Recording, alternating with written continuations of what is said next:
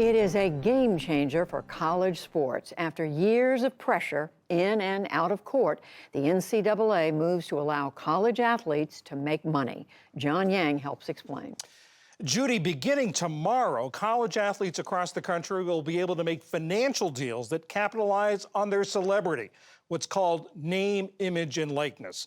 Even before today's NCAA vote, Iowa basketball player Jordan Bohannon introduced an apparel line, and Wisconsin quarterback Graham Mertz unveiled a trademarked logo. It's a big departure for the NCAA's long-held stance that student athletes should only get scholarships and stipends. Kevin Blackistone is an ESPN panelist, journalism professor at the University of Maryland, and a sports commentator for the Washington Post. Kevin, thanks for being with us.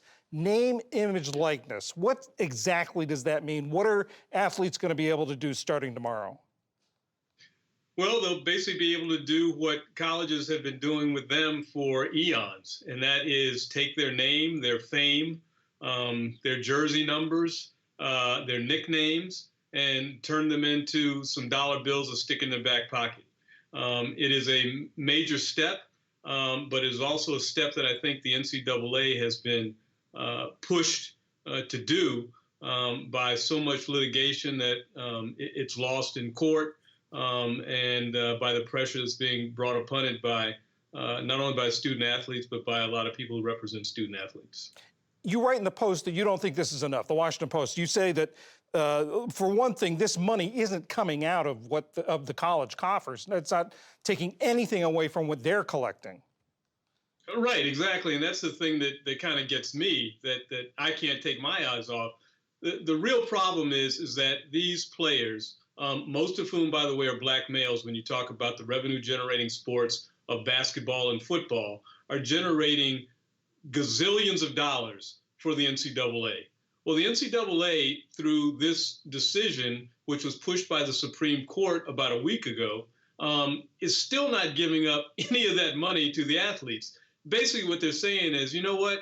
You want to earn some money on your own, then go out there and do it. Just like you and I, when we were growing up and we wanted to earn a few bucks by cutting the neighbor's grass. That's basically what they're allowing them to do.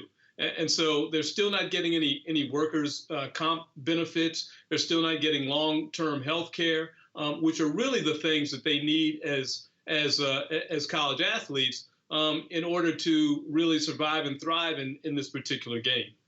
The NCAA's argument is that not giving the athletes more money, not giving them anything beyond scholarships, is what distinguishes their product. What do you say to that?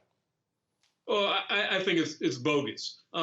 Basically, what the NCAA is still doing, and what the courts basically allowed them to do, because they really didn't rule on this, is to say that the college game is an amateur game, and that is what is hogwash.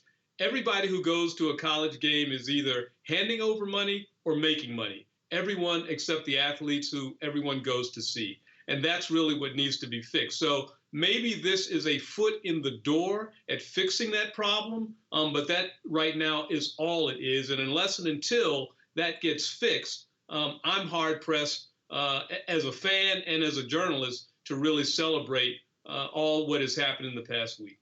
As you noted, the NCAA really has been pushed into this. There were state laws about to take effect tomorrow. They wanted to level the playing field, as it were, across the country. Last week, the Supreme Court punched big holes in their amateurism argument. Do you think we're going to see more? I think that down the line we're going to see more. I think that there will be some more smart lawyers who will be able to bring some more lawsuits against the system that exists.